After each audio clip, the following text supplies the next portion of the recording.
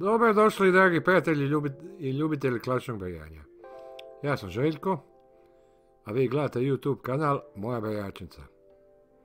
Prvi i jedini kanal o klasičnom brojanju na ovim prostorima. Danas ću vam malo govoriti o nečem što je potpuno netipično za mene i za ovaj kanal, a to je o samome YouTube.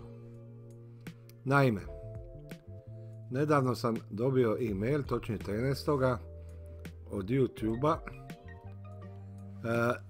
Pozdrav, moja brojačica. Uvodimo važne promjene koje će možda utjecati na vaše unovčavanje i vidljivo sadržaje. Unovčavanje još nemam. Koje su to promjene? Dvije su jako bitne.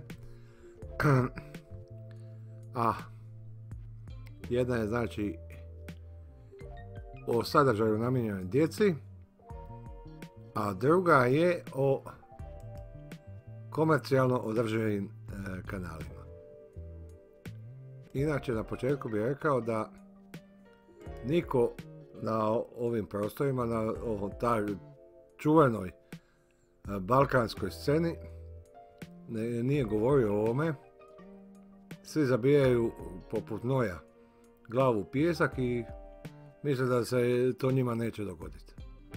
Jedno je izašao Balkan Tech, TCH, sa informacijama i to je to. A u biti jako su bitne promjene.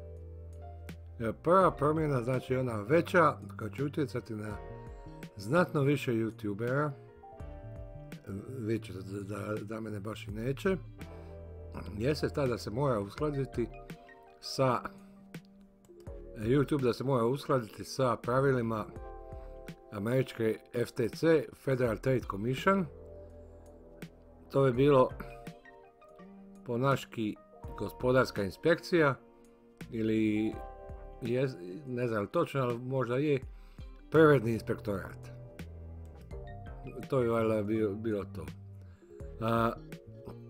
I njihov pravilnik, zakon, normativ, kako se može se reći, COPPA, COPPA, a on u biti znači Zakon o zaštiti privatnosti djece na internetu. Lijepo zvuči. Ali stvarnost nije toliko lijepa i glatka. Šta je? Zbog prijetnje od kazne od $170 milijuna, YouTube odgovornost za sadržaj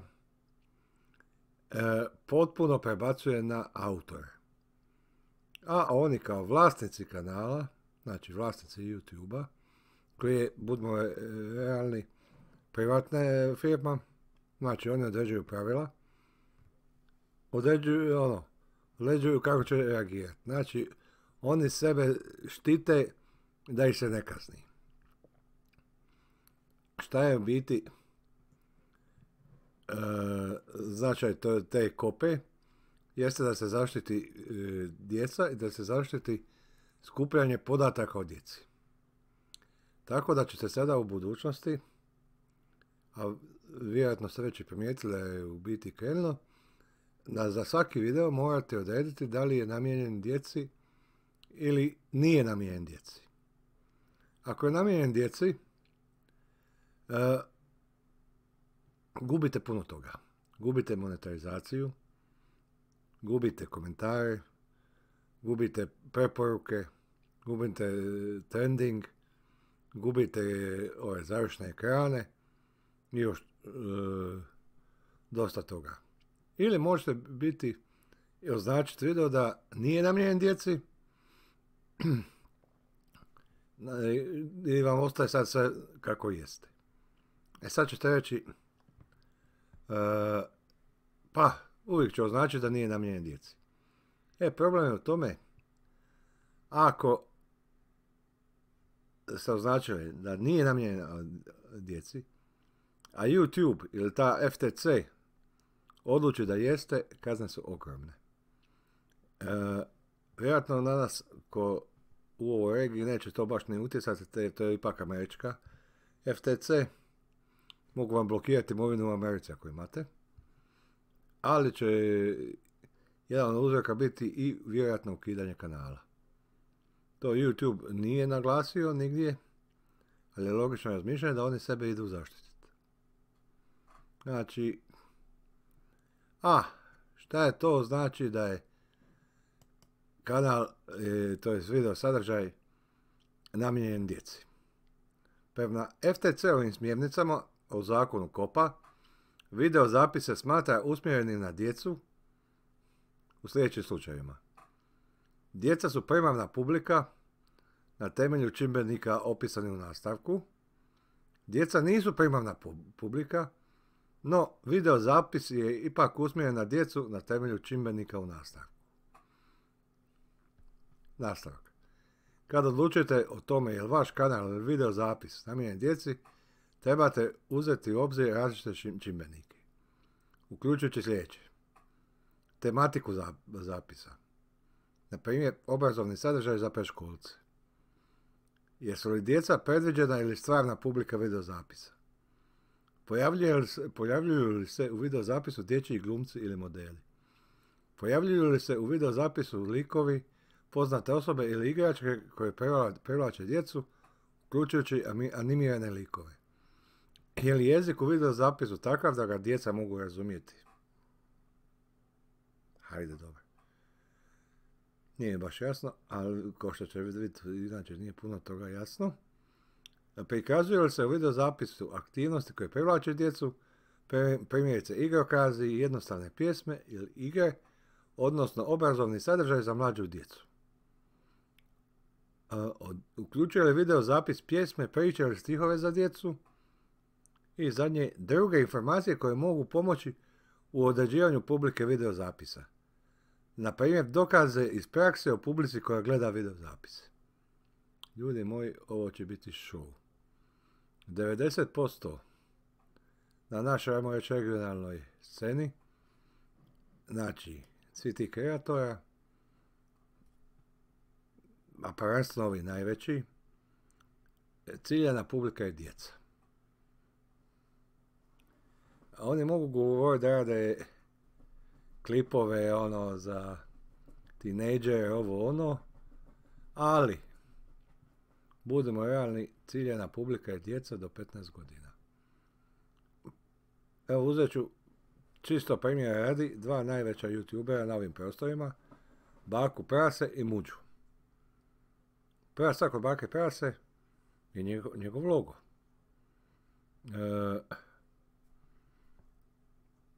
Zato što prikazuje lik iz crtanog filma Peppa Pig ili Svinju Pepa, Prase Pepa.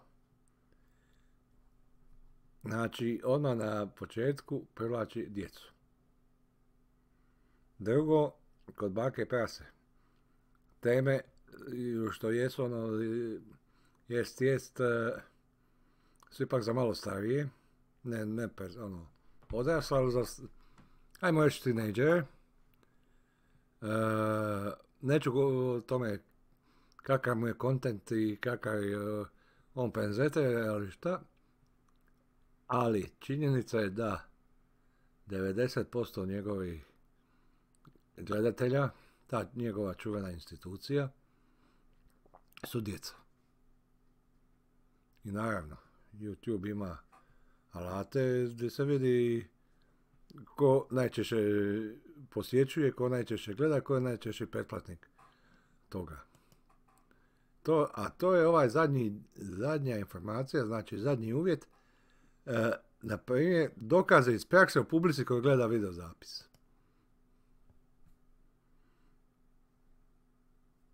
Mogao je Baka Prasa imati veliki problema. Uistinu, mislim, bilo bi mi ža, kao što rekao, kontent je za djecu, momke, puno mlađe od mene, znači meni to ne odgovara. Ne odgovara mi, a dobro, ajde, za mene je dijete i on, budimo realni.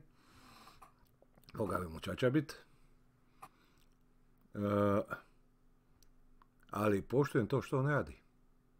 On je našao jednu svoju nišu, trudi se oko nje, ulaže, daje i često i pomaže ljudima od svoje zarade. Mada ne sviđa mi se to da to objavljuje javno, ali dobro, to je njegovo, ali to je čisto moje osobno mišljenje.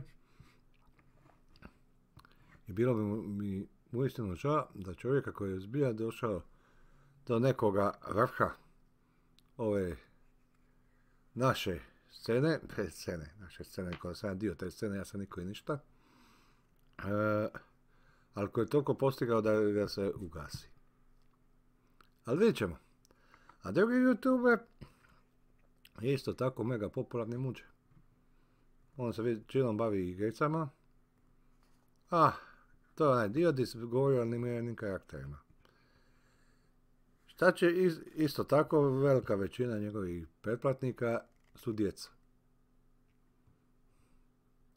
Šta će s tim biti, zbilja ne znam. Ali velike su promjene. Ne treba zabijati glavu u pijesak, kao što sam rekao, ko nojevi.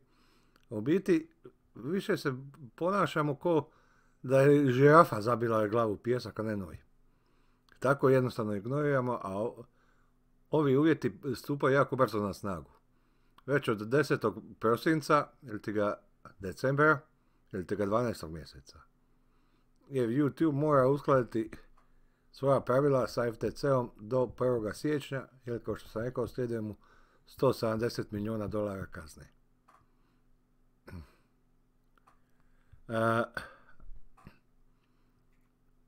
Neko će reći da šta pa onda će djeca promijeniti account, staviti da su stari i tako. Vjerujem da i YouTube ima i rješenje za to, jer vjerujte mi, nikome se ne gubi $170 milijuna. A pogotovo ne Amerikancima. Naši bi možda mogli, ajde, ne, šta je to nama 170 milijuna, nema narod za kruh, ali mi možemo to platiti. Ali Amerikanci neće. Nešto će smisliti i zato. Meni bi iskreno bilo žao da poštujem svačiji trud. Ne moram se uvijek slagati s njima, ali dok je god to pošten rad, ne krade, ne ubija, ne vara, meni je to odlično. Na toga kažem svaka čast baki prasetu, i muđi, skidam kapu, do poda. Iako su jedan i drugi mlađi od mene, i to značajno, moram se pokloniti. Napravili su zbilja kaj možete i voliti ili ne voliti, ali morate i poštovati. Napravili su veliku stvar. I jedan i drugi. Kako se ovo odnosi na mene i na naš kanal Moja Bračica? Hvala Bogu nikako. Kao što možete vidjeti, ja nemam uopće ispod 17 godina nikoga.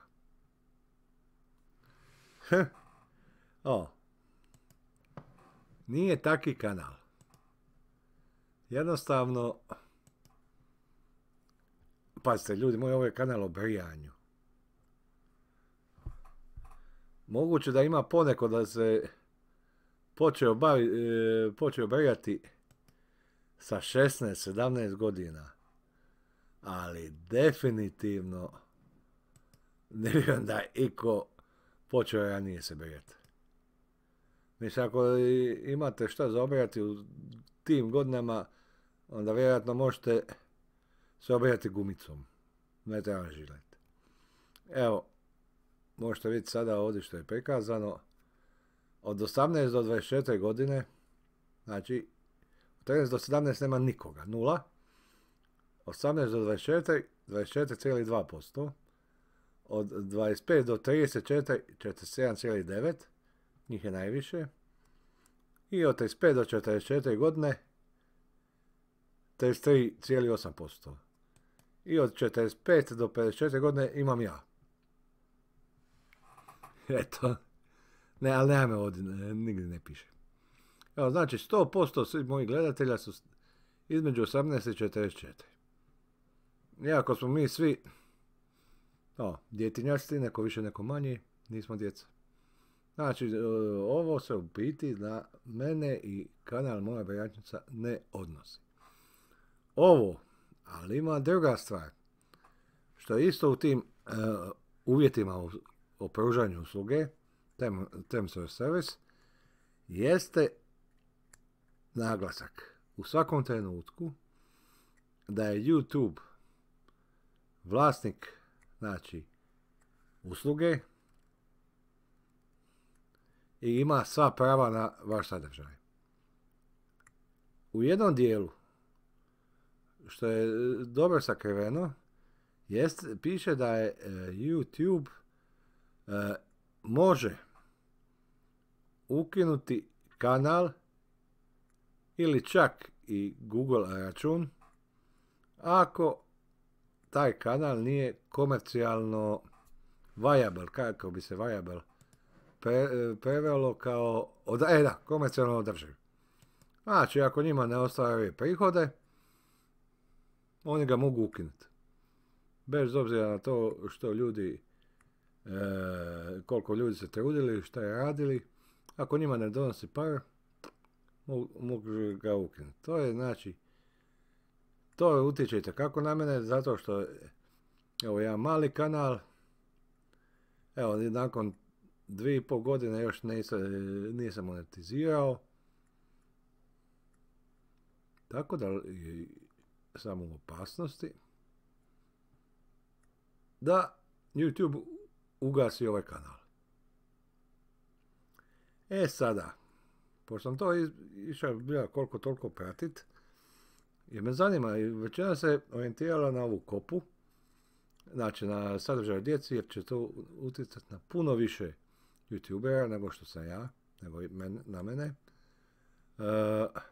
Išao sam malo vidjeti za taj komercijalno održiv sadržaj, kanal. Uglavnom, koliko govore na Twitteru, ovaj tim YouTube, da to nije namijenjeno da se ukidaju ti mali kanali, nego da se pretežno ukida usluga koja se ne koristi. Znači, usluga samoga YouTube-a. Ko što je nekada bilo, ako se sjećate, oni koji su duže na YouTube-u, znaju kad je bila ona video odgovor, video response. Pa ste imali ispod videa 3 odgovora koja su 3 videa, ispod glavnog videa 3 videa koja su u biti bili odgovor na taj glavni video. To nije nikad zaživilo i to su ukinuli. Oni kažu da će to ukidati. Sada, komercijalno drži ne govori o tome. Mislim, logično. Ali, što je ja sam vrtim ovaj čep. To je kad čovjek prestane pušiti, pa onda mora imati nešto u rukama. Dobro da nisu štapići, grickalice, inače bi bio kao veliki medo. Sad sam mali medo. Ali sa grickalicama bio bi kao veliki medo. I veliki bijeli medo. Vidite kako sam sjetio. Da nastavimo dalje. Sad sam izgubio poantu svega. Da. Logično je znači da komercijalno održiv, znači da ne donosi pare. Sad oni tvrdi da nije to. A sve njihove ta pravila što oni donose tako su zaguljena da ne može normalan čovjek pročitati. Uglavnom, i sami oni preporučuju da se kontaktira odvjetnik. Ali, i ti odvjetnici što ima par personalnih odvjetnika na čije kanale pratim, ali nisam baš pratim, ali ponekad pogledam, kao da su te uvjeti, novi uvjeti, a inače, totalno nešto, može se tumačiti na 1000 načina. Tako da je moguće da YouTube će ukidati samo te njihove usluge, a moguće da će ukidati kanale.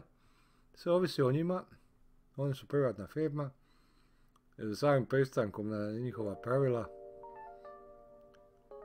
vi ste njihov u biti rob, mogu raditi što god žele, vi ne možete ništa. Oni su zaštitili. A toga kaj toga sam vam htio ovo govoriti, znači taj dio komercijalne održivosti. Ja se nadam da će ovaj kanal prijeći 1000 pretplatnika, da će početi se oglašavati na njemu, tako da budem bar malo komercijalno održiv za YouTube, tako da mogu i na mene zarađivati para. Ne znam kako će oni to zaraditi, nemam pojma, ali ako ne budu zarađivali, nevjerojatno će ime ukinuti. Ali to ne bi želio da se dogodi, ja vjerujem da ne bi se ni vi želili da se dogodi. Uglavnom, pretplatite se.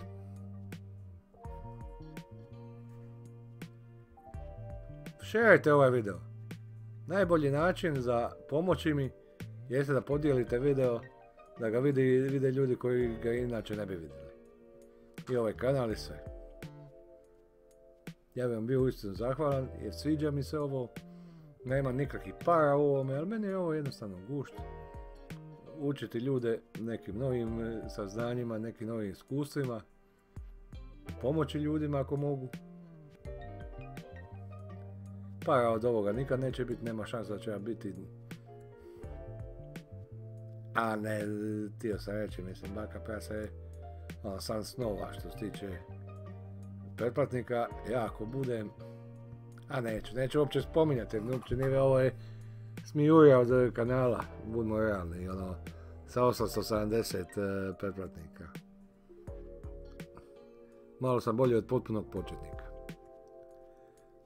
Ali uglavnom, evo to sam htio reći da po novim uvjetima usluge postoji realna opasnost da se ovaj kanal ugasi. Bude li se ugasio, znajte da nije do mene. Eto. Ljudi moji, dosta je bilo za danas. Znate da ja ne volim baš ne previše pričat.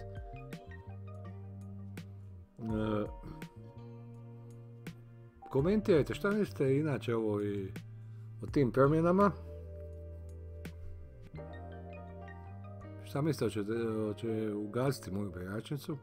Kao što rekao, ja iskreno bih volio da ne napravi to. I naravno, like, share. Zapratite me, volite me, ljubite me, uživajte u beranju.